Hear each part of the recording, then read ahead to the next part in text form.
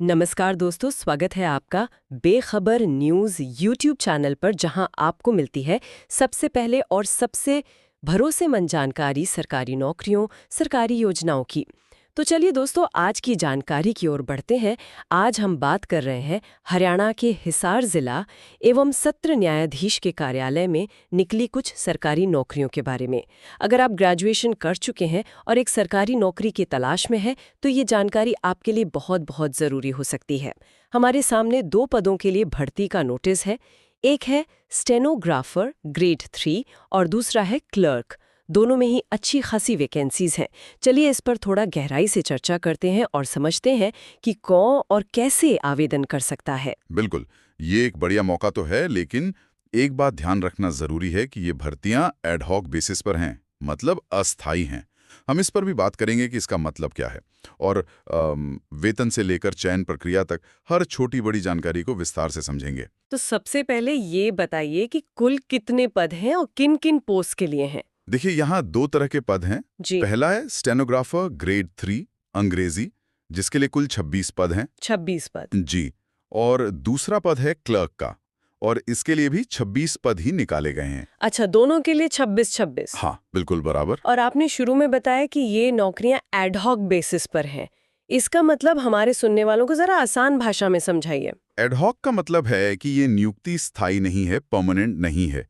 Notice के अनुसार ये शुरुआत में 6 महीने की अवधि के लिए होगी। सिर्फ 6 महीने? हाँ, या जब तक इन पदों पर नियमित मतलब परमानेंट भर्ती नहीं हो जाती, जो भी पहले हो। अच्छा, तो ये एक तरह से एक फिक्स टाइम के लिए है।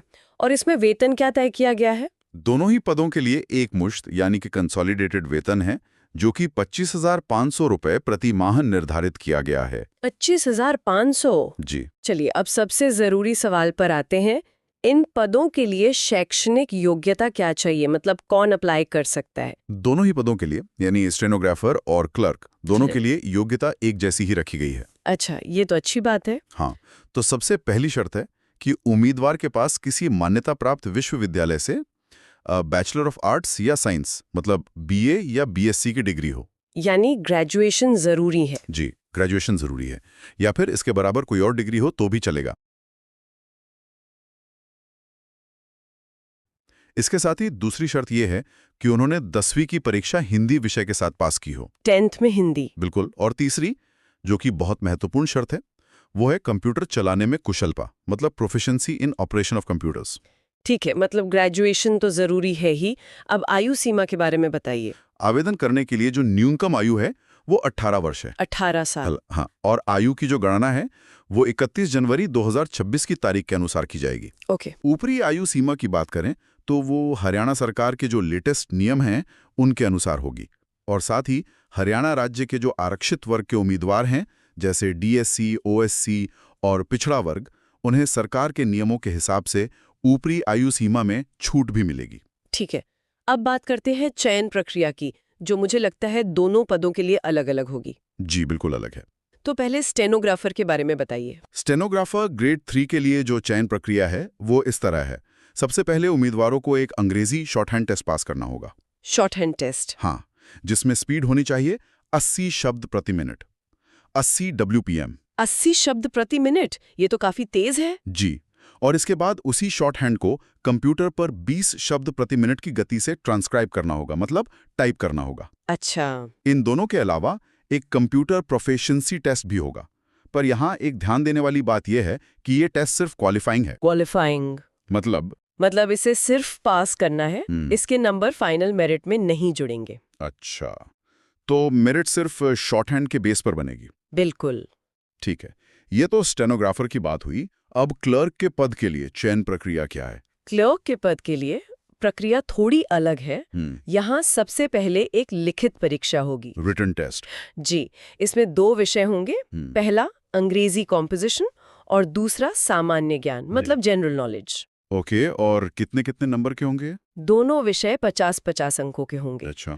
और इस परीक्षा को पास करने के लिए उम्मीदवार को हर विषय में, मतलब दोनों में अलग अलग, कम से कम 33% अंक लाने होंगे। 33% हर एक में? हाँ, और कुल मिलाकर 40% अंक लाने होंगे। अच्छा, मतलब दोनों कंडीशंस पूरी करनी होंगी। जी बिल्कुल।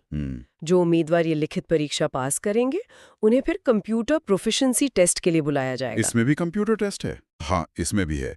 इसमें अंग्रेजी में 30 शब्द प्रति मिनट की स्पीड से टाइपिंग टेस्ट देना होगा। और ये भी क्वालिफाइंग है? हाँ, ये टेस्ट भी सिर्फ क्वालिफाइंग है और इसके अंक मेरिट में नहीं जुड़ेंगे। क्लर्क की मेरिट सिर्फ लिखित परीक्षा पर बनेगी। एक ज़रूरी सवाल, ये जो टेस्ट और परीक्षाएं हैं, ये कब और कहाँ होंगी, इसकी जानकारी कैसे मिलेगी? इसकी जानकारी आधिकारिक वेबसाइट पर दी जाएगी, जो है hisar.dccourts.gov.in। उम्मीदवारों को कोई अलग से चिट्ठी या ईमेल नहीं भेजा जाएगा, तो उन्हें खुद ही वेबसाइट को रेगुलरली चेक करते रहना होगा। ये बहुत महत्वपूर्ण जानकारी है, मतलब वेबसाइट पर नजर रखनी होगी।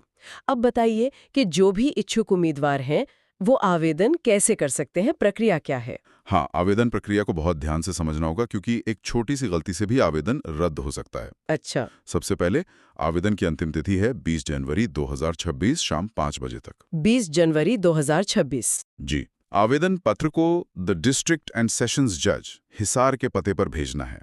या तो आप रजिस्टर्ड पोस्ट से भेज सकते हैं या फिर हाथों हाथ मतलब खुद जाकर भी जमा करा सकते हैं। ऑनलाइन का कोई ऑप्शन नहीं है? नहीं, ईमेल से भेजा गया आवेदन स्वीकार नहीं किया जाएगा। ठीक है। एक और सवाल, क्या एक ही फॉर्म से दोनों पदों के लिए अप्लाई कर सकते हैं? नहीं, और ये बहुत जरूरी बात है, हर पद के लिए अलग अलग आवेदन पत्र जमा करना होगा। अलग अलग? जी।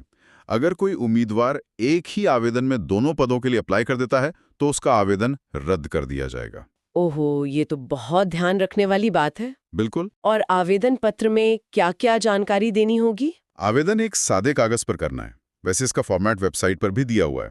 उस पर हाल ही का एक पासपोर्ट आकार का फोटो चिपकाना होगा और अपनी सारी जानकारी देनी होगी। जैसे कि? जैसे नाम, पिता या पति का नाम, जन्म तिथि, लिंग, आपकी शैक्षणिक योग्यता, अगर किसी आरक्षित श्रेणी में है तो वो, स्थायी और पत्राचार का पता, मोबाइल नंबर और अगर कोई अनुभव है तो वो भी। और इसके साथ सभी जरूरी सर्टिफिकेट्स की अटेस्टेड कॉपी भी लगानी होंगी। ठीक है। अंत में कुछ ऐसी बातें बताइए जिनका उम्मीदवारों को खास तौर पर ध्यान रखना चाहिए। हाँ, कुछ बहुत जरूरी पॉइंट्स हैं जिन्हें नोट कर लेना चाहिए। पहला तो ये कि कोई भी आवेदन जो अधूरा है या जिस पर हस्ताक्षर नहीं है या जो आखिरी तारीख के बाद मिलता है वो सीधे खारिज कर दिया जाएगा। ठीक है। दूसरा, जब भी टेस्ट के लिए बुलाया जाएगा तो अपने असली दस्तावेज मतलब ओरिजिनल टेस्टिमोनियल्स और एक पहचान पत्र साथ लाना होगा। Original documents, okay. तीसरा, किसी भी टेस्ट के लिए कोई यात्रा भत्ता यानी TADA नहीं दिया जाएगा। और पदों की संख्या ये घट बढ़ सकती है क्या? हाँ, ये भी साफ लिखा है कि पदों की संख्या घट या बढ़ सकती है। और एक खास बात, चयनित उम्मीदवारों को जो नियुक्ति पत्र है वो तभी मिलेगा जब हिसार सेशन डिवीजन में जो नए न्यायिक मजिस्ट्रेट हैं वो ज्वाइन कर लेंगे। अरे, ये तो बहुत ही अलग बात है, मतलब चयन के बाद भी इंतजार करना पड़ सकता है। जी बिल्कुल।